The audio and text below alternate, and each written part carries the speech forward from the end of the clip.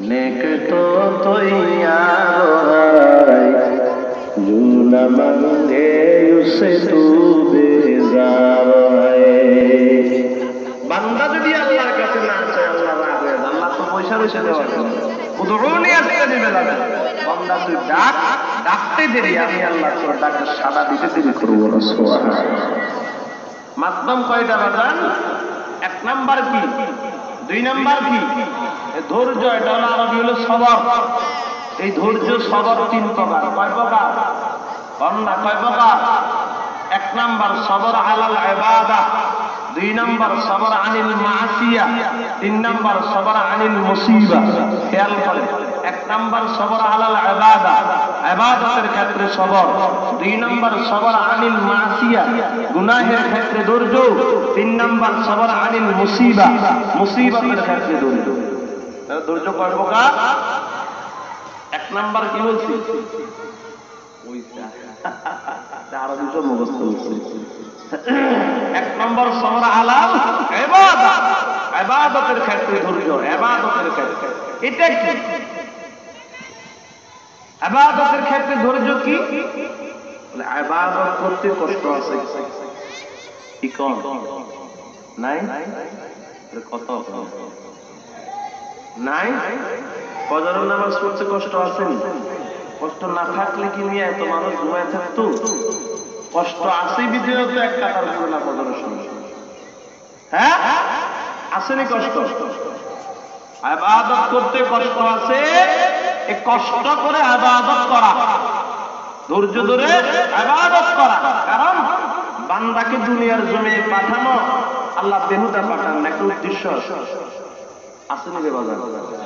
বিনা উদ্দেশ্যে আল্লাহ কোনো কাজ করতে পারেন? নাউযুবিল্লাহ। আল্লাহর প্রত্যেকটা কাজের পিছনে কোনো রহস্য। আল্লাহ বলে আফা হাসিবতুম আন্নামা খালাকনাকুম আবাসা, আফা হাসিবতুম আন্নামা খালাকনাকুম আবাসা ওয়া আন্নাকুম ইলাইনা وأنكم إلينا لا ترجعون।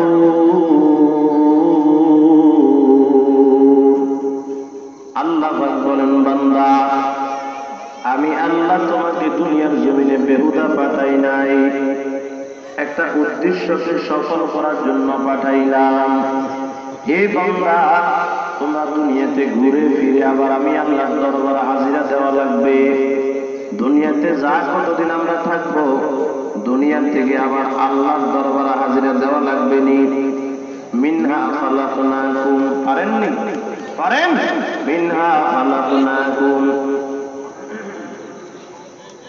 ওয়া মিনহা নুখরিজুকুম তারাতান উখরা।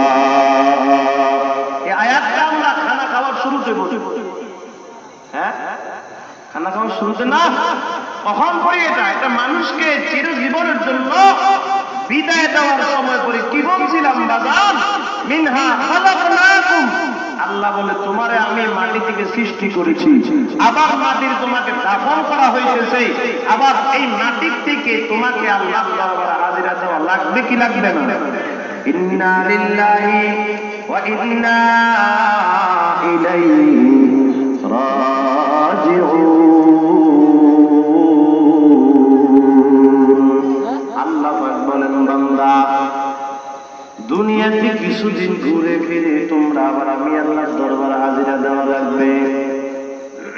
হে বান্দা একটা গরুর গলায় রশি লাগাইয়া মালিক চরে নিয়ে গেছে, মাঠে নিয়ে গেছে, লম্বা রশি লাগাইয়া রশির এক মাথা গাছের সাথে খুঁটার সাথে বাঁধছে, আরেক মাথা গলার ভিতরে লাগাইয়া রশিটা ছেড়ে দিয়েছে। গরু একটা দৌড় মারেনি? চিনেন না গরু? মারে না? গরু ছাগল একটা দৌড় মারে।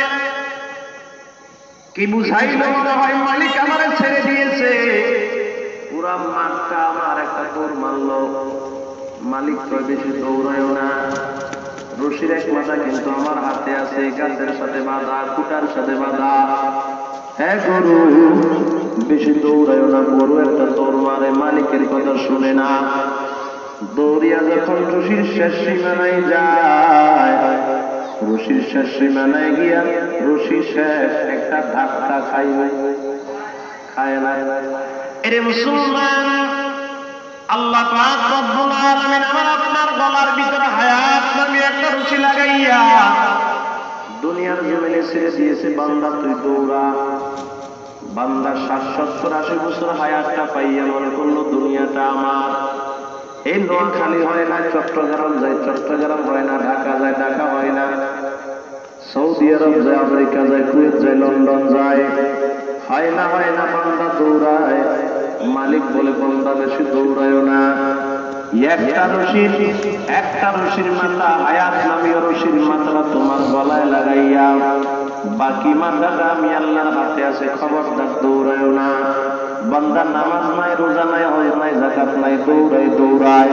ইযা জাআ আজালুহুম লা ইস্তাখিরুনা সাআতান ওয়া লা ইস্তাকদিমুন। বান্দা দৌড়াইতে আছে। হায়াত নামীয় রশির শেষ সীমানায় যখন হাজির হয়ে গেল, ৮০ বছর যখন হয়ে গেল, ও বান্দা হায়াত নামীয় রশির শেষ সীমানায় গিয়া পৌঁছেছে। আল্লাহ পাক বলেন, আজরাইল পিছন দিয়ে টানা শুরু করো। পরে রশির যে আরেকটা মাথা আছে, ওই মাথা দিয়ে একটু টান মারো, বলো সামনে আর তোমার হায়াত নাই। আজরাইল এমন ধরে টান মারে, এক ধাক্কায় পাক্কা হয়ে কবরে যাওয়া লাগে। জোরে বলেন ঠিক কিনা? মুসলমান, তাহলে দুনিয়ার জমিনটা আল্লাহ পাক রব্বুল আলামিন আমার জন্য চিরস্থায়ী হিসেবে বানান নাই। এই দুনিয়ার জমিনটা হলো ক্ষণস্থায়ী। মুসাফির হাল কুজাবা সদওয়াতন রায়াত মিদারত ছবুল বুলবর কবজবা শত ছমন রায়াত মিদারত। ইহা सब मुसाफिर है, कब्र आखिर ठिकाना, कोई आगे रवाना है, कोई पीछे रवाना, कोई आगे रवाना है, कोई पीछे रवाना। जगह जी लगाने कि दुनिया नहीं है, ये इबरत की चाहे तमाशा नहीं है, ये इबरत की चाहे तमाशा नहीं है। এই দুনিয়াতে আল্লাহ চিরস্থায়ীর জন্য পাঠান নাই, কিছুদিনের জন্য পাঠাইলেন। পাঠানোর পিছনে একটা উদ্দেশ্য আছে। বান্দা বলে, আল্লাহ কোন উদ্দেশ্যে আমাদেরকে দুনিয়াতে পাঠাইলেন? আল্লাহ পাক বলেন, ওয়া মা খালাকাতুল জিন্না ওয়াল ইনসা ইল্লা লিয়াবুদুন। আল্লাহ পাক বলেন, তোমরা জিন এবং ইনসানকে শুধুমাত্র কেবলমাত্র একমাত্র আমি আল্লাহর ইবাদত করার জন্য পাঠাইলাম। জবান খুলে বলেন, কার ইবাদত? তাহলে দুনিয়ার জমিনে আসলাম, উদ্দেশ্য একটা আছে। কি ভাই? ইবাদত। ইবাদত কার ইবাদত? আল্লাহর ইবাদত। ও ভাই, বলতে চাইছিলাম বান্দা দুনিয়ার জমিনে আসছে ইবাদত করার জন্য, তো ইবাদত করতে কষ্ট আছে না নাই? এদিকে খেয়াল করেন, আসেনি? ফজরের নামাজ পড়তে কষ্ট আসেনি? যদি নামাজটা তাহাজ্জুদ হয়, কষ্ট কম না বেশি? রমজান মাসে যদি রৌদ্র পড়ে, গরম পড়ে, তাহলে রমজান মাসে রোজা রাখা আরাম না কষ্ট? কথা কয় না? কিও কষ্ট না? মুসলমান, ইবাদত করতে কষ্ট আছে, তবে কেউ কষ্টের ভিতরে মজা পায়। ঠিক নেই? কেউ ইবাদত করে মজা পায়, আবার কেউ ইবাদত করতে কষ্ট পায়। আছে না নাই? 30 বছরের যুবক বিকেল বেলা 3টার সময় খানা খায়। 70 বছরের এক মুরব্বী মাঠে কাজ করতে আছে, রোজা রাইখা রোদের তাপে পিঠটা জ্বালাইতেছে। বিকাল হয়, আসরের নামাজ পড়ার জন্য বাড়িতে চলে আসলো, মসজিদে হাজির। যেন রুহুটা বাতাসটা কাটলে আবার পালাইতে পারে না, রুহুটা বের হয়ে যাবে। কেউ যদি বলে বাবা এত কষ্ট করে তোমার রোজা রাখার দরকার নাই, রোজাটা ভেঙে ফেল, এমন মানুষ আমি দেখছি বলে এই রোজার কারণে আমার জানটা চলে যাবে, এক সেকেন্ডের জন্য রোজা ভাঙতে পারবো না, আছে না না?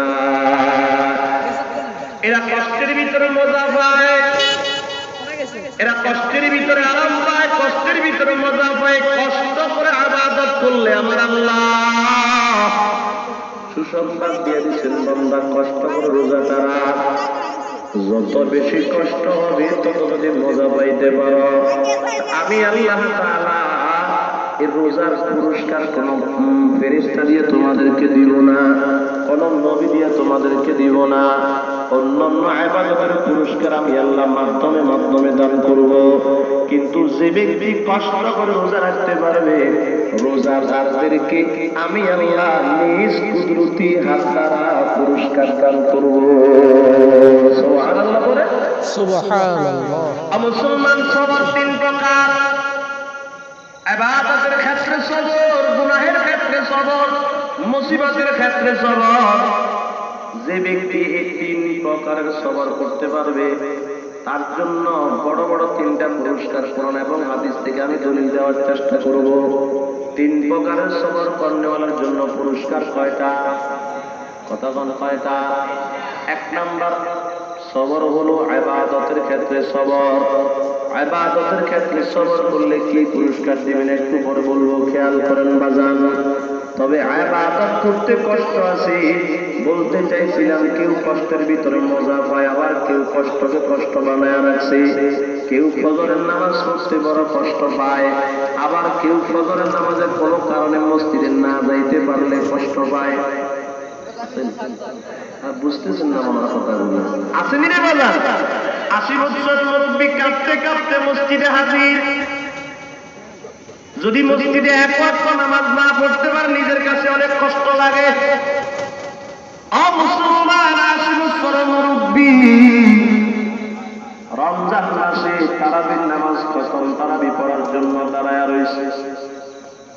অনেক ক্ষেত্রে দেখা যায় মুরব্বীর হাঁটুগুলা কাঁপতে আছে, পাগুলা কাঁপতে আছে, কিন্তু নামাজ ছাড়ে না। আছে নিজে বাজান। আর এমন যুবক ভাইকে দেখা যায় তারাবির নামাজ পড়ে আটনাঘাট করলে আর মসজিদ নাই, মসজিদ খালি হয়ে গেছে। আছে ভাই, কেন কষ্ট লাগে? 80 বছরের মুরব্বীর চাইতে তার বেশি কষ্ট লাগে।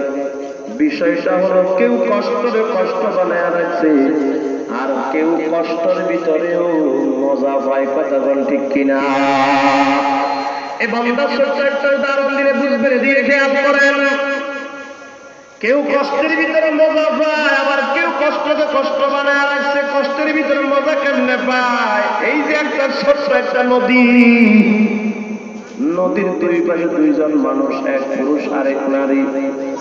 একটা যুবক আর একটা যুবতী একে অপরের সাথে প্রেম প্রীতি ভালোবাসা করছে। বোঝানোর জন্য বলতেছি, বেয়াদবি ক্ষমা করবেন। এক যুবক আর এক যুবতী, যুবতী ছাড়া বাঁচে না, যুবতী যুবক ছাড়া বাঁচে না। ও ভাই, পরিবারের মুরব্বীরা যায় না গেছে, তোমরা যোগাযোগ করতে পারবে না, তোমরা অন্য লাইনে চলে যাইতেছ। কিন্তু এরা একজন তো আরেকজন ছাড়া বাঁচে না, না দেখলে থাকতে পারে না। হঠাৎ করে ফোন দিছে, বন্ধু আজকে রাত্রে আমার মা আমার বাবা বাড়িতে থাকবে না, তুমি চলে আসিও রাত্রে। অনেকদিন পর্যন্ত দেখা করতে পারি না, কথা বলতে পারি না, যদি আসতে পারো রাত 1টার সময় আব্বা আম্মা থাকবে না, মন ভরে কথা বলতে পারবো, মন ভরে দেখা করতে পারবো। বলেন নাই ফোনটা পাইলে ওই যুবক রাত 1টার সময় ঘুমাইবে না, দৌড় মারবে রে বাজান। বুঝানোর জন্য বলতেছি বাজান, খেয়াল করেন। দৌড় দিয়ে নদীর কিনারা এসে হাজির। নদীর কিনারা এসে দেখে নদীতে কোনো মাঝি নাই, কোনো গুদারা নাই, কোনো নৌকা নাই। নদীটা পার হওয়া লাগবে, নদীটা পার হওয়া লাগবে। কিন্তু ঠান্ডার দিনে, শীতকালে নদীর পানিগুলা খুব গরম হয়। হ্যাঁ, মুরব্বীরা কথা বলে, এরা নেতা দেখছেন, এরা বুঝে, ছোট ছোট বাচ্চারা বুঝতেছে ঠান্ডা। ঠান্ডা শীতকালে পানি ঠান্ডা না গরম? মুসলমান যুবকটা নদীর কিনারায় এসে বলে পানি বড় ঠান্ডা, নৌকা নাই, মাঝি নাই। কিন্তু মনের মানুষকে না দেখলে তো থাকতে পারবে না। অনেকদিন পরে একটা অফার পাইছে দেখা করার জন্য। এটা কেমনে হাতছাড়া করে? বন্ধুর সঙ্গে দেখা করার জন্য নদীতে নৌকার অপেক্ষা করবে না, সাঁতার কাটা শুরু করে দিবেন। সাঁতার কাটা শুরু করবে। ও ভাই, পানি যখন হাতের সাথে লাগে, ঠান্ডা পানি হাতের সাথে লাগার কারণে হাতগুলো মনে হয় যেন ছুরি দিয়ে কাটতেছে। যারা শীতকালে ঠান্ডা পানি দিয়ে ওযু করে তাহাজ্জুদ করে তারা বুঝে পানি কত ঠান্ডা। হাতের সাথে লাগায় মনে হয় যেন হাতটা ছুরি দিয়ে কাটে। ঠিক এত ঠান্ডা রে বাজান। এই ঠান্ডা পানি যখন হাতের সাথে লাগে, পায়ের সাথে লাগে, যুবক চিন্তা করে পা আমার কষ্ট পাবে, অসুবিধা নাই, হাত আমার কষ্ট পাবে, অসুবিধা নাই। ঠান্ডা পানি দিয়ে সাঁতার কাটে, হাত পা পুরো শরীরটা থরথর করে কাঁপে, কষ্ট পায়। শারীরিক ভাবে কষ্ট পাইলেও ও বাজার বলেন না তার মনটা কষ্ট পায় না, খুশি আছে, খুশি আছে। কষ্টের ভিতরেও মজা, বুঝতেছেন নি কথা বাজান? কষ্টের ভিতরেও মজা। হাত কষ্ট পায়, পা কষ্ট পায়, কিন্তু দিলে মজা পায় নি, মজা পায়। কারণ আমি যদি এই নদীটা সাঁতার কাটতে পারি, নদী পার হলেই তো আমি আমার বন্ধুর সঙ্গে দেখা করতে পারবো। সাময়িকের জন্য হাত কষ্ট পাবে, অসুবিধা নাই, পা কষ্ট পাবে, অসুবিধা নাই। এর আল্লাহর কিছু এমন বান্দা ইমানদার মুমিন আছে, তাহাজ্জুদের নামাজ পড়ে ঠান্ডা পানি দিয়া ওযু করিয়া, ওযুর পানি যখন হাতের সাথে লাগে হাতটা কাঁপতে থাকে, পাওটা কাঁপতে থাকে। ফজরের নামাজ পড়ার জন্য যখন যায় ওযু ঠান্ডা পানি দিয়ে ওযু করে, ও ভাই হাতটা কাঁপতেছে, পাওটা কাঁপতেছে, হাত কষ্ট পায়, পাও কষ্ট পায়। এই মুমিন ইমানদাররা বলে আমার জিন্দেগীর হায়াতের নদীতে যদি আমি তাহাজ্জুদের পানি আর ফজরের পানি দিয়ে যদি সাঁতার কাটিয়ে শেষ করতে পারি, আমার জিন্দেগীর নদীতে যদি তাহাজ্জুদের ঠান্ডা পানি আর ফজরের ঠান্ডা পানি দিয়ে সাঁতার কেটে আমি আমার জিন্দেগীর হায়াতের নদীটা পার করতে পারি, আমার হাত কষ্ট পাবে, পাও কষ্ট পাবে, কোনো অসুবিধা নাই। আমার তো জানা আছে, আমার তো জানা আছে, আমার মনটা বড় খুশি। এই দরিয়াটা আমি পার করতে পারলে, মৃত্যুবরণ করতে পারলে আমি আমার আসল মাসুক আল্লাহর সঙ্গে দেখা করতে পারবো। জোরে বলেন সুবহানাল্লাহ, সুবহানাল্লাহ। মুসলমান তাহলে কষ্ট করে ইবাদত করা যাবে তো? কষ্ট করে ইবাদতটা করলে, সবার করে ইবাদত করলে কি ফায়দা রে বাজান, কি পুরস্কার? এক নাম্বার সবর আলাল ইবাদা, সবর আলাল ইবাদার পুরস্কার বুঝে নেন। আল্লাহ পাক বলেন যারা কষ্ট করে ইবাদত করতে পারবে তাদের জন্য সুসংবাদ আমি আল্লাহ দিলাম। ইন্নাল্লাযীনা আমানু ওয়া আমিলুস সালিহাত কানাত লাহুম জান্নাতুল ফিরদাউসি নুজুলা। ইন্নাল্লাযীনা আমানু ওয়া আমিলুস সালিহাত লাহুম জান্নাতুন তাজরি মিন তাহতিহাল আনহার যালিকাল ফাওজুল কাবীর।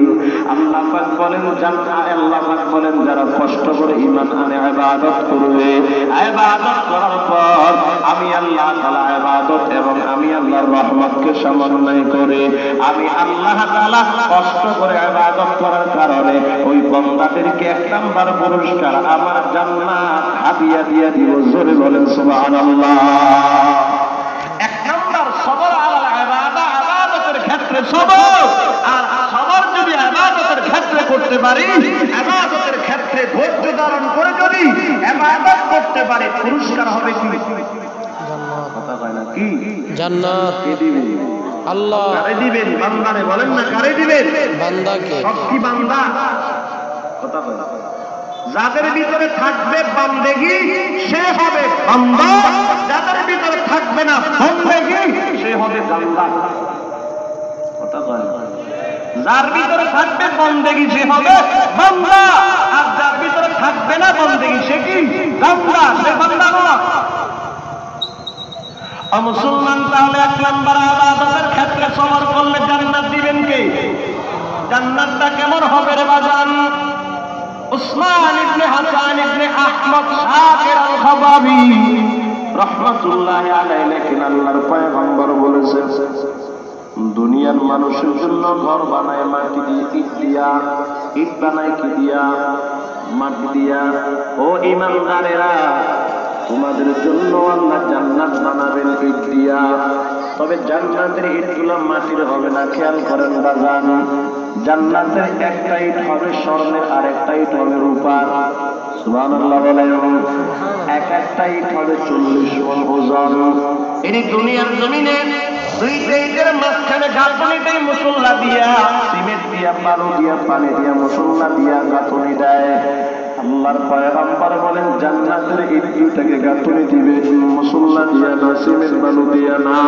আল্লাহর হাবিব সাল্লাল্লাহু আলাইহি ওয়াসাল্লাম বলেন এই একটা স্বর্ণ আর একটা রূপার ইটের মাঝখানে আল্লাহ মিষ্টি আম্বর দিয়ে গাঁথনি দিয়ে দিবেন। জোরে বলেন সুবহানাল্লাহ। একটা জান্নাতের জন্য যখন জান্নাত বানাবে আল্লাহ বলবে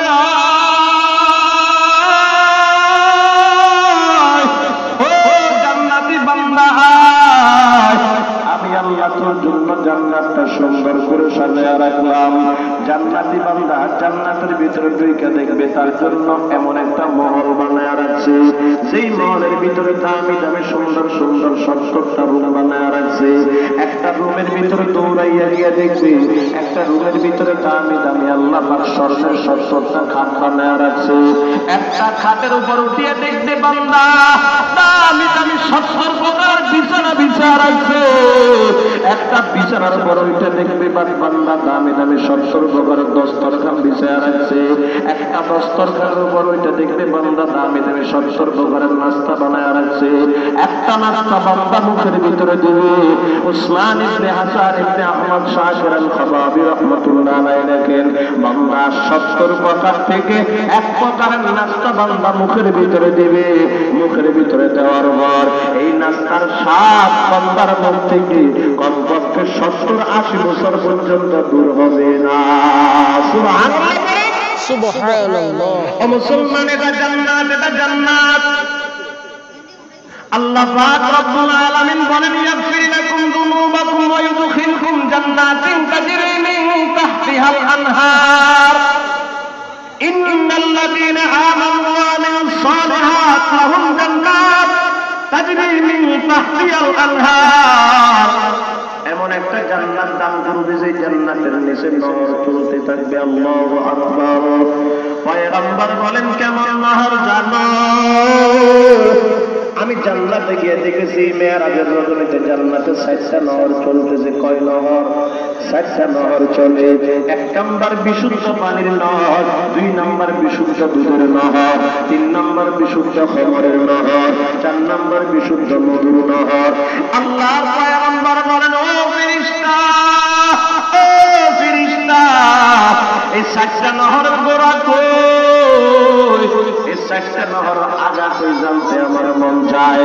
আল্লাহর পয়গম্বরকে ফেরেশতা বলে পয়গম্বর 7টা নহরের গোড়া কোথায় আমি জানি না, 7টা নহর আগা কোথায় লাগছে তা বলতে পারবো? বলে কোথায় লাগছে বলো?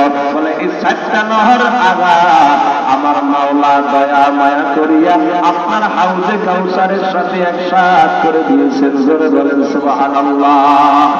আল্লাহর পয়গম্বর বলেন ফেরেশতা মনটা বড় চায় 7টা নহর গোড়া কোথায় একটু আমার জানতে মন চায়। বলে জানতে মন চায় চোখ 2টা বন্ধ করেন। আল্লাহর পয়গম্বর চক্ষু 2টা বন্ধ করলেন। বলে কিছুক্ষণ অপেক্ষা করেন। কিছুক্ষণ অপেক্ষা করি এরপরে বলে চক্ষু 2টা খুলেন। চক্ষু 2টা খুললেন। ও মুসলমান পয়গম্বর চক্ষু 2টা খুলে দেখি বিশাল একটা বৃক্ষ দেখা যায়। বৃক্ষের কাছে আরো বড় একটা গম্বুজ দেখা যায়। ওই গম্বুজের ভিতরে একটা দরওয়াজা আছে। গম্বুজটা কত বড়? বলে দরওয়াজার অনুমান করলে বুঝতে পারবেন তো গম্বুজটা কত বড়। আল্লাহর পয়গম্বর বলে গম্বুজের ভিতরে যে একটা দরওয়াজা আছে ওই দরওয়াজার দূরত্ব হলো আসমান থেকে জমিন পর্যন্ত। আরো জোরে বলেন সুবহানাল্লাহ। আল্লাহর পয়গম্বর দরওয়াজার সামনে হাজির। টাকা দেখে দরওয়াজার সঙ্গে একটা তালা ঝুলানো, লাল রঙের তালা। পয়গম্বর দরওয়াজা থেকে পিছনে চলে আসলেন, ফেরেশতা বলে পয়গম্বর দরওয়াজার ভিতরে কি ঢুকতে মন চায় না? বলে ঢুকবো কেমনে, তালা মারা। বলে চাবি আছে, চাবি দিয়ে তালাটা খুলে নেন। কই চাবি? চাবি তো আমার কাছে নাই। বলে আছে, আপনি ব্যবহার করতে পারেন নাই। যান তালার সামনে যান, আমি আপনার চাবি দিয়ে দিব। আল্লাহর পয়গম্বর গম্বুজের সামনে তালার সামনে গিয়া দাঁড়াইলেন। আল্লাহর পয়গম্বরকে ফেরেশতা বলে পয়গম্বর আপনি বলতে থাকেন বিসমিল্লাহির রহমানির রহিম। বিসমিল্লাহ পড়া শুরু করলেন।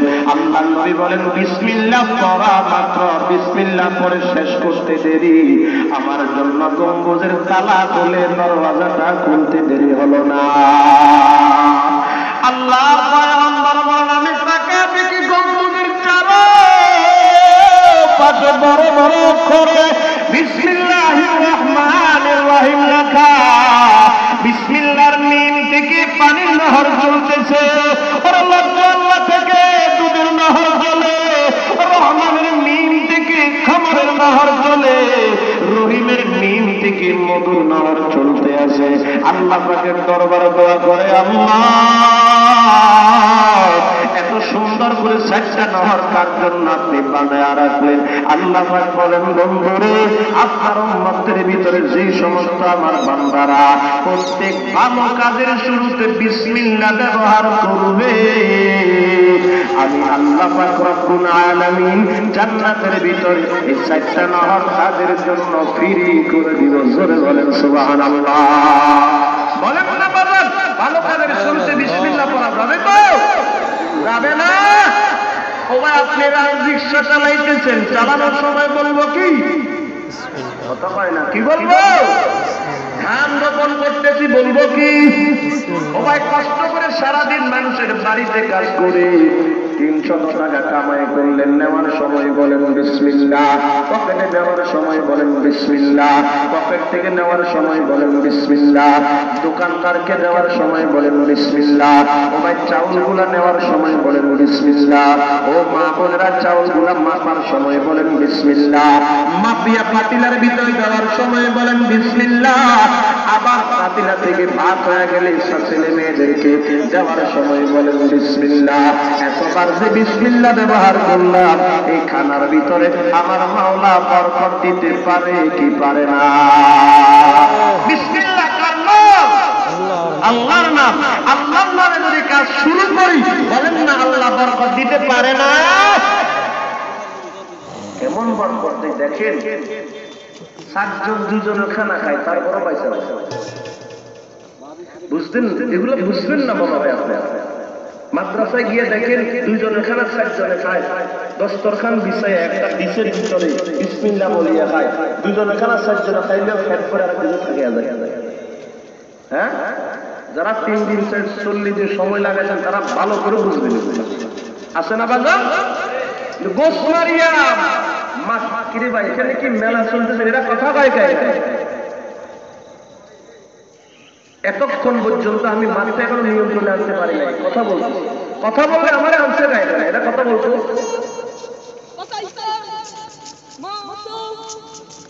আপনারা যদি কথা বলেন আমারে কেন আনছে? আপনারা এসে বলেন না এখানে।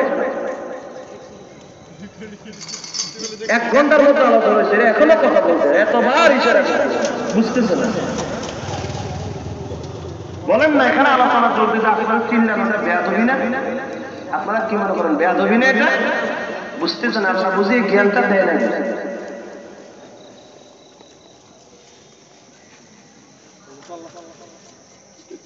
এবার এটা বন্ধ করে দেবে, বন্ধ করলাম, মনে কষ্ট বন্ধ করে এটা লাগাই গিয়ে অমনোযোগ করতেছেন, এখানে কোনো দরকার নাই। কিলা বলে আপনারা কষ্ট পাইছেন? হ্যাঁ, এটা আমার রোগ ভাই। কেউ কথা বললে আমি কথা বলতে পারি, রোগ এটা। আল্লাহ সবাই বুঝার সংবিধান। প্রত্যেক ভালো কাজে কি বলবো ভাই? পারবো তো ইনশাআল্লাহ। একটা সবক নেন যে আজকে থেকে আমি প্রত্যেক ভালো কাজে বিসমিল্লাহ বলবো। কতক্ষণ লাগে? 2 মিনিট লাগে? লাগে না। 10 টাকা লাগে? লাগে না, লাগে না। 200 টাকা পাওয়ার জন্য যদি অমুক মার্কার তমুক মার্কার জন্য মিছিল করতে করতে গলা ফাটাইতে পারি, 200 টাকার লোভে গলা ফাটাইয়া বিকেলে 300 টাকার ওষুধ খায়। মালিক সারা জিন্দেগি আমারে বিনামূল্যে খাওয়াইছে, তার নামে আমরা খানা খাইতে পারবো না? 200 টাকার জন্য তো চিল্লায় গলা ফাটাইছে, আর আজীবন মূল্য দিয়ে শেষ করতে পারবো না? বলেন না, একটা হাতের কত দাম, দাম দিয়ে শেষ করতে পারবো? তাহলে প্রত্যেক কাজের শুরুতে কি করবো জোরে বলেন? বিসমিল্লাহির রাহমানির রাহিম। আল্লাহ আমাকে সহ সবাইকে এই আমলটার উপর দায়েমি করার তৌফিক দান করুন, সকলে বলে আমি। 1 নম্বর সবর আলা ইবাদাহ, ইবাদতের ক্ষেত্রে ধৈর্য। ইবাদতের ক্ষেত্রে ধৈর্য ধরলে পুরস্কার দিবেন কে? কি দিবেন? কি দিবেন? কথা বল, কি দিবেন? কে দিবেন? নামাজ পড়ে আল্লাহর নামটা বলেন, কে দিবেন? কি দিবেন? কাকে? সবর করে যারা ইবাদত করবে তাকে 1 নম্বর পুরস্কার।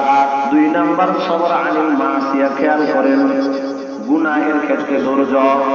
যাকে আল্লাহ যৌবন দিয়েছে তার গুনাহ করার জন্য মন চাবে, এটা স্বাভাবিক। কি কোন? যারে আল্লাহ যৌবন দিয়েছে এর গুনাহ করতে মন চাইবে, চাইবে না? জীবনে কেউ যদি কথা বলে আমার আল্লাহ যৌবন দিয়ে তবে কোনোদিন গুনার কথা আমার মনেও আসে না, তাহলে বুঝবেন এটা মানুষ না, এটা কলা গাছ। কথা হয় না রে? মানুষ যৌবন থাকবে গুনাহ করতে মন চাইবে, তবে গুনাহ করবে না। কেউ গুনাহ করবে, কেউ গুনাহ করবে না। যে গুনাহ করছে সে গুনাহ থেকে সবর করতে পারে নাই, আর যে গুনাহ করবে না সে গুনাহ থেকে কি করছে? সবর করছে। এটার পুরস্কার কে দিবে? শুনবেন পুরস্কার কি? শুনবেন বাজান, কি পুরস্কার? আল্লাহর পয়গম্বর বলেন ওই সমস্ত যুবক, যে সমস্ত যুবককে কোন নারী অফার দিবে আয় গুনাহ করতে আয়, দাআত মুযাতু মানসিবিন ওয়া জামালিন ফাকালা ইন্নী আখাফুল্লাহ। খেয়াল করেন বাজান, ওয়ারাজুলুন যাতু মানসিবিন ওয়া জামালিন ফাকালা ইন্নী আখাফুল্লাহ। ওই যুবক, সেই যুবককে কোন উচ্চ বংশীয় সুন্দরী নারী যদি ডাকবে আয় আমার মনের চাহিদা মিটাও, যুবক যদি বলে ইন্নী আখাফুল্লাহ, নিশ্চয় আমি ভয় করি একমাত্র আমি গুনাহ করতে পারবো না।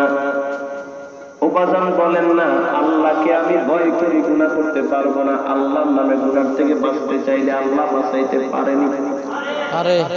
এর দরওয়াজা জানালা সব তালা লাগাইয়া মনের মানুষকে কয় আমার যৌবনটা মিটাইয়া দাও। মনের মানুষের নাম হলো ইউসুফ, জানেন? ইউসুফ বলে পারবো না, আমি আমার মালিককে ভয় করি, আমি গুনাহ করতে পারবো না। আজিজে মিশরের স্ত্রী বলে দেখো না দরওয়াজা সব বন্ধ, তালা লাগায়া দিছি, চাবিগুলো আমার কাছে, কেমনে যাইবা? মনের চাহিদা মিটাইতে হবে। ইউসুফ বলে পারবো না। বলেন না ফেরে কই যাইবা? তোমার কোনো জায়গা নাই। ইউসুফ তখন দুনিয়ার কাউকে ডাকে নাই, সহযোগিতা চাইছে কার কাছে? আল্লাহর কাছে। আল্লাহ আমারে বাঁচান, আমারে বাঁচান। আল্লাহ বলে কোনো চিন্তা নাই, লা খাউফুন আলাইহিম ওয়া লা হুম ইয়াহজানুন, কোনো ভয় নাই, কোনো চিন্তা নাই। বলে দরওয়াজায় তো তালা লাগানো, দরওয়াজায় তালা লাগাইলে কি হবে? তুমি আমি আল্লাহর নামটা নিয়ে দৌড়াও, বাকি কাজ করার দায়িত্ব আমার।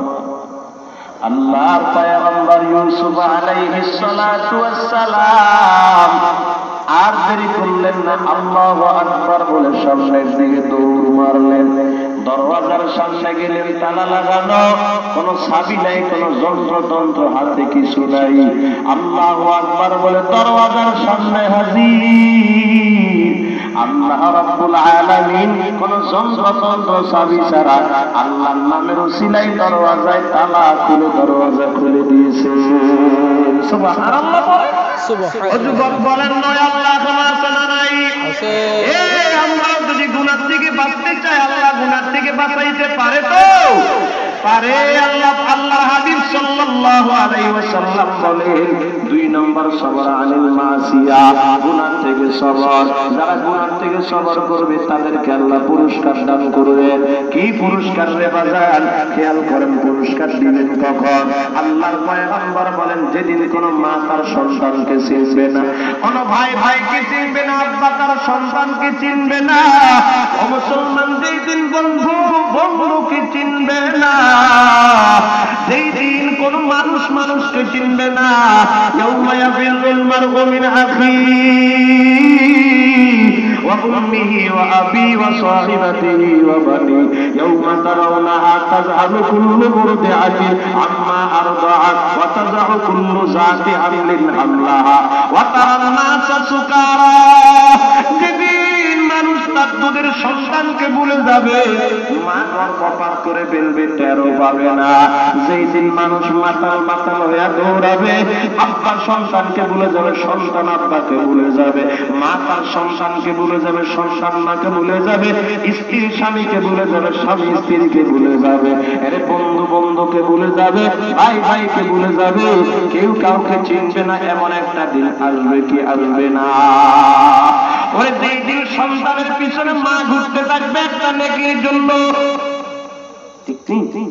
যেই দিন আপনার সন্তানের পিছনে ঘুরতে থাকবে একটা নেকির জন্য, একটি নেকির লাইগা ঘুরবে কালাসরের মাঠেতে, বাবা ঘুরবে ছেলের পিছে, ছেলে বাবার আগেতে, ছেলে বাবার আগেতে, একটি নেকির লাইগা ঘুরবে কালাসরের মাঠেতে, মায়ে ঘুরবে ছেলের পিছে, ছেলে মায়ের আগেতে, ছেলে মায়ের আগেতে। জোরে বলেন ঠিক কিনা? ওই কঠিন হাসর ময়দান কেউ কাউকে চিনবে না রে বাজার।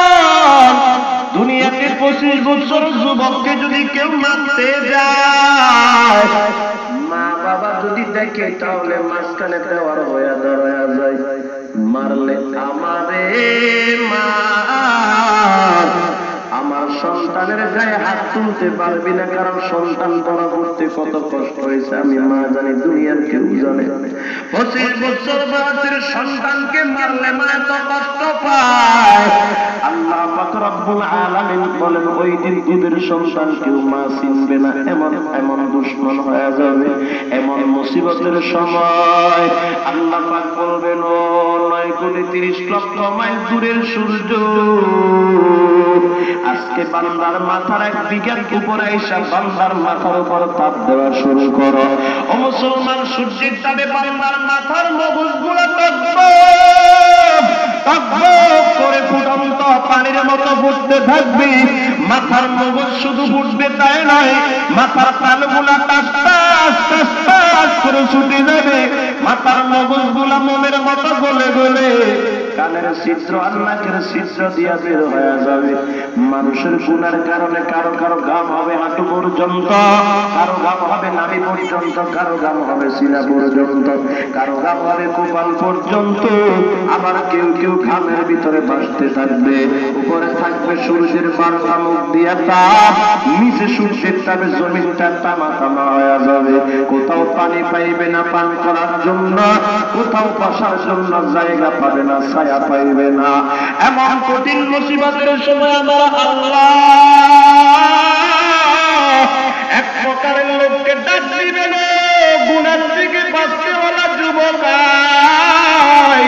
আজকে সূর্যের তাপ করে খাওয়া লাগবে না, আজকে তামা তামা হাসর জমিনের উপর হাঁটা করে লাগবে না, আজকে তুই ঘামের ভিতরে ভাসতেও সাঁতার কাটাও লাগবে না, দুনিয়ার জমিনে যে গুনাহ করো নাই, গুনাহ থেকে বেঁচেছিলা, সবর করেছিলা, আজকে আমি আল্লাহ তাআলা ওই গুনাহ থেকে সবর করার কারণে তোমাদেরকে পুরস্কার দান করব।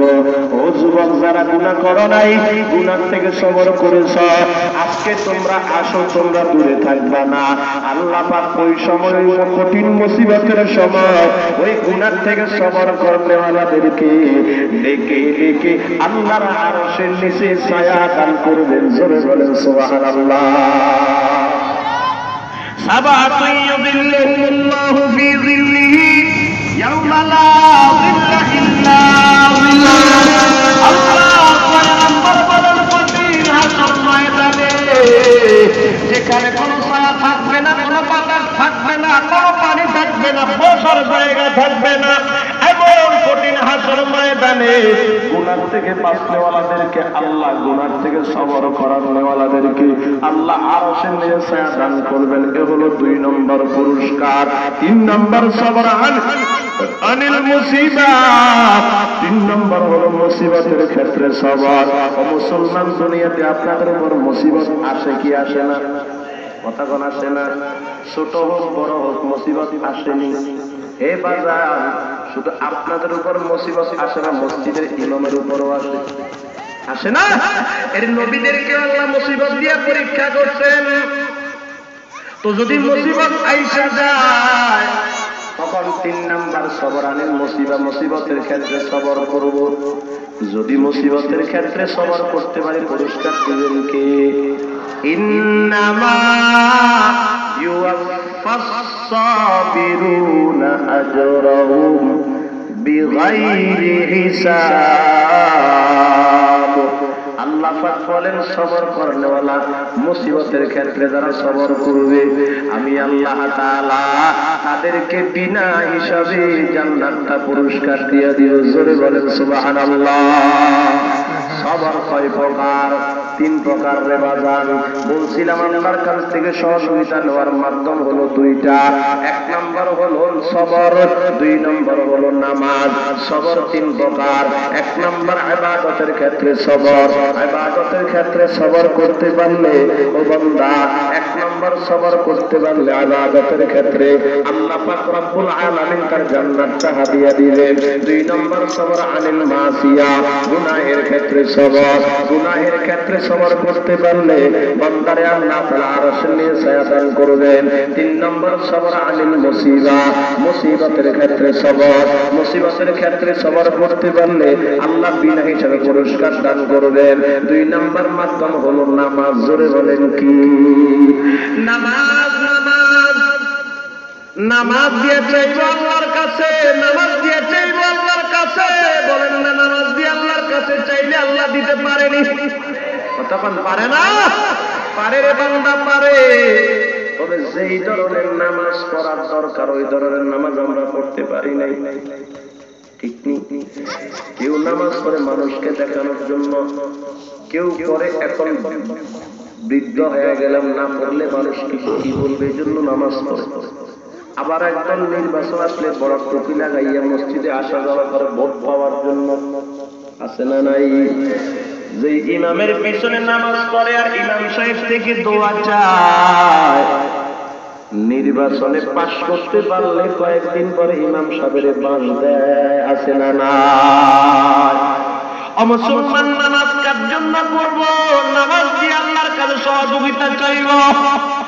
তবে নামাজটা নিজের মন মতো হতে পারবে না। ইন্না সালাতি ওয়া নুসুকি ওয়া মাহইয়ায়া ওয়া মামাতি লিল্লাহি রাব্বিল আলামিন। আল্লাহ পাক বলেন, তোর নামাজ, তোর কুরবানি, তোর হজ, যাকাত, তোর মৃত্যু, তোর হায়াত সব কিছু কার জন্য? বলেন না সবাই, বলেন না কার জন্য? তাহলে নামাজটা হবে কার জন্য? যদি নামাজটা আল্লাহর জন্য হয়, তাহলে আল্লাহর কাছে নামাজ দিয়ে চাইলে আল্লাহ সহযোগিতা করতে পারবেনি? পারবে রে বাজান, পারবে। জুলফিকার নকশবন্দি খুতবাতে জুলফিকার ভিতরে লেখেন, ছোট্ট একটা বাচ্চা মাদ্রাসায় যায়, খেয়াল করেন বাজান। মাদ্রাসা থেকে বাড়িতে আসলে মা কয় যাও, কই যাইব মা? নামাজ পড়ো কেন? আমার ক্ষুধা লাগছে, পরে নামাজ পড়বো। বলে খানা তো আমার কাছে নাই, নামাজ পড়ে আল্লাহর কাছে কও আল্লাহ খানা দাও। যদি নামাজ কবুল হয় আল্লাহ খানা দিবেন, না হয় তোর খানা নাই। সন্তান বলে মা তাই কি? বলে হ্যাঁ তাই। সন্তান গিয়ে 2 রাকাত নামাজ পড়ে, নামাজ পড়ে আল্লাহর কাছে কান্না করে, আল্লাহ আম্মাই কইছে আপনি না নামাজ পড়লে খানা দিতে পারেন, নামাজ পড়লাম আপনি খানা দেন। জুলফিকার নকশবন্দি খুতবাতুল জুলফিকার ভিতর লিখেছেন, সন্তানটা আল্লাহর কাছে দোয়া করে নামাজ পড়িয়া, ওদিক দিয়ে মা খানা বানাইয়া আল্লাহর ভিতরে ঢুকায়া রাখে। ও মুসলমান, সন্তানটা নামাজ পড়ে বলে মা খানা কই? বলে যাও ওই আলমারিটা খুলে দেখো, যদি দোয়া কবুল হয় এখানে আল্লাহ খানা পৌঁছায়া দিবে, আর দোয়া কবুল না হইলে খানা থাকবে না। সন্তান আলমারিটা খুলিয়ে দেখে খানা তো হাজির, খানা তো মা পাকাইয়া দিবে, সন্তান তো জানে না। বলে এই কাণ্ড কেন করলো? সন্তান যেন আল্লাহর উপর পরিপূর্ণ বিশ্বাস রাখে, আল্লাহর কাছে দোয়া করলে আল্লাহ দিতে পারেন, এই বিশ্বাসটা যেন দিলের ভিতরে জমা হয়। এই জন্য মা এই কৌশলটা করলেন। 1 দিন গেল, 2 দিন গেল, 3 দিন গেল, সন্তান চালায়, আমল চালায়, মাও আমল চালায়। ও মুসলমান, হঠাৎ করে একদিন মা পাশের বাড়িতে চলে গেল, কাজের কারণে খানা বানাইতে পারে না, টাইম মতো আসতেও পারে নাই। সন্তান টাইম মতো আইসা নামাজ পড়া শুরু করে দিলে। সন্তান তো জানে না মাই যে খানা পাঠায়, মাই যে খানা বানায় দেয়। সন্তান আগের মতো নামাজ পড়ি আল্লাহরে বলে, আল্লাহ খানা দাও, খানার বড় প্রয়োজন। মা খানা শিখানোর, খানা পাওয়ার জন্য দোয়া শিখিয়ে দিয়েছে। সন্তান এবার দোয়া করা শুরু করে দিলেন। দোয়া শেষ করে সন্তান খানা খাইয়া ঘরের সামনে বইসা রয়েছেন। মা হঠাৎ করে দৌড়তে আসলেন, ওবাই ফোপাইতে ফোপাইতে সন্তানের সামনে হাজির হয়ে গেল। সন্তান বলে, মা তুমি এত পেরেশান কেন? বলে বাজান তোর খানা তো জোগাড় করে দিতে পারি না, এই জন্য পেরেশান। বলে তুই না বলছো খানা আল্লাহ দেও, মা তুমি আজকে কেন এই কথা বলো? বলে তুমি কি খানা খাইছো নিজে বাজান? বলে খানা তো খাইছি। খানা কই পাইছ? বলে তুমি না বলছো খানা আল্লাহ দেয়, আমি দোয়া করেছি, নামাজ পড়েছি, আল্লাহরে খুলিয়া দেখি খানা হাজির। মা বলে কি বলো সন্তান? খানা তো প্রত্যেক দিন আমি বানায়া দিতাম, তোমার তো আমি এটা কৌশল করে বুঝাইতাম, তুমি আজকে খানা কই পাইছো আমার একটু দেখাও। জুলফিকার নকশবন্দি লেখেন, সন্তান মায়ের হাতটা ধরে আলমারির সামনে হাজির করে দরওয়াজাটা খুলে দিলেন। ও মা তাকায় দেখো খানা আছে না নাই? মা তাকায় দেখে, মা বলে প্রত্যেকদিন আমি যেই কোয়ালিটির খানা বানায় দিতাম, আজকে দেখি ওই আলমারির ভিতরে তার চাইতে আরো উন্নত মানের খানা জমা হয়ে আছে। মকুম সুসুতি নামাজে ফাঁজে গানা খাওয়াই লুল্লিল মুসল্লিন আল্লাযীনা ক্বামেরা গো যার মরদে হাল শো পেশে মরদে কামেলে পা মাল শো জিন্দগি মকো সুদে বারে বন্দেগি বন্দেগি কুন বন্দেগি কুন বন্দেগি জিন্দগি আহমদ গরায়ে বন্দেগি জিন্দগি বে বন্দেগি শর্মিন্দগি। নামাজ পড়বো কার জন্য? সবাই বলেন আল্লাহর জন্য। যদি নামাজটা হয় ও বান্দা, তাহলে রিজিকের অভাব হবে না। ঠিক নেই? নামাজ যদি ঠিক, বান্দার শরীর ঠিক, নামাজ ঠিক, বান্দার ঘর ঠিক, নামাজ ঠিক, বান্দার রুম ঠিক, নামাজ ঠিক, বান্দার বাড়ি ঠিক, নামাজ ঠিক, বান্দার সমাজ ঠিক, নামাজ ঠিক, বান্দার দেশ ঠিক, নামাজ ঠিক, বান্দার দুনিয়া ঠিক, নামাজ ঠিক, বান্দার আখিরাত ঠিক। ঠিক কিনা? নামাজ ঠিক, তোমার সব ঠিক।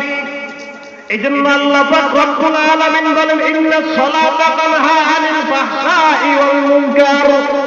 ও বান্দা, তুই যদি নামাজটা ধরতে পারো, নামাজ তোমার খারাপ কাজ থেকে বিরত রাখবে। নামাজ তোমার খারাপ কাজ থেকে ভালো কাজের দিকে নিয়ে আসবে। বিশ্বাস হয় না? কথা কয় না রে, বিশ্বাস হয় না? যাদের বিশ্বাস হয় না ও মুসলমান, তারা দেখেন চোখটা একটু ঘুরায়া, জীবনের নামাজ পড়া নাই, চুরি করছে, কত ডাকাতি করছে, জেনা করছে, 40 দিনের জন্য চিল্লায় চলে গেছে, 40 দিন জামাতের সহিত তকবীরুল্লাহর সহিত নামাজ পড়ছে। ওই চিল্লার থেকে ফিরে আসিয়া এর নামাজের উসিলায় হাজার হাজার নামাজি হয়েছে। ঠিক কিনা? নামাজ ধরো, নামাজ ধরো, আল্লাহ নিয়ামত দান করবেন। এ যুবক, আজকে যাদের জন্য তুমি নামাজটা না পড়িয়া আজকে মা বাবা ভাই বোন স্ত্রী ছেলে মেয়ের জন্য পাগল হয়ে গেছো, নামাজটা ঠিক মতো আদায় করো না। ও মুসলমান, নামাজের টাইমে তুমি কাজ করতেছো বলে কেন? বলে আব্বার জন্য খানা জোগাড় করতে, মায়ের জন্য খানা জোগাড় করতে। দিলের কাল্লারে কথাটা শুনেন রে বাজান, খানা জোগাড় করতে স্ত্রীর জন্য নামাজ টাইমে নামাজটা পড়তে পারে না, ছেলে মেয়ের খানা জোগাড় করতে গিয়ে নামাজ টাইমে নামাজটা পড়ে না, কারণ নামাজের টাইমে কাজ করলে আরো 20 টাকা বেশি পাবে। এই জন্য দুনিয়ার জন্য খানা জোগাড় করতে গিয়ে নামাজটা পড়তে পারে না। এরে মা বলো, আর ভাই বলো, আর বোন বলো, আব্বা বলো, স্ত্রী ছেলে মেয়ে বলো, এদের জন্য আজকে নামাজটা না পড়িয়া খানা জোগাড় করছো। ও বাজান বলেন, এ আব্বা বলেন, মা বলেন, স্ত্রী ছেলে মেয়ে বলেন, আমি আর আপনি মারা গেলে একদিনের জন্য আমার আপনার কবরে যাবেনি। বুঝেন নাই মনে হয় কথা? যাবেনি রে বাজান, যাবে না রে বাবা, যাবে না। এ মুসলমান, বাইতুল সালাম এলাকার মুসলমান, হামিদ মুক্তার মসজিদ এলাকার মুসলমান, শুনেন, ছোট্ট একটা উদাহরণ দিয়ে বুঝবেন, সহজে বুঝবেন। এলাকার থেকে আব্বা চলে গেছে বিদেশের বাড়িতে, 5 বছর হয়ে গেছে, এখন আসতেও পারে না, টাকাও পাঠাইতে পারে না। আগে যে ঘর, সনের ঘর ছিল, মনে হচ্ছে সেই সনের ঘর, সনের ঘরটা বিল্ডিং করতে পারে নাই। এদিকে তাকান, আব্বার কাছে ফোন দিছে, আব্বা আজকে 5 বছর পর্যন্ত বিদেশের বাড়িতে আছেন, ঘরটাও ঠিক করতে পারে না। আব্বাই কয়েছে, বড় বাবা কথা বলবা না, অসুবিধা নাই, চিন্তা নাই, আমি তোমার বাবা 3 রাত কষ্ট করে 30 লক্ষ টাকা জমা করছি, তোমাকে পাঠাবো, ঘর দেওয়া শুরু করো। বলেন নাম 5 টাকা দিয়া বড় সন্তান বাড়িতে ঘর করেনি। বুঝেন না? বুঝেন না? এটা আবার কোরআন হাদিসের কথা না, মেসাজ দিতেছি বুঝার জন্য ভাই।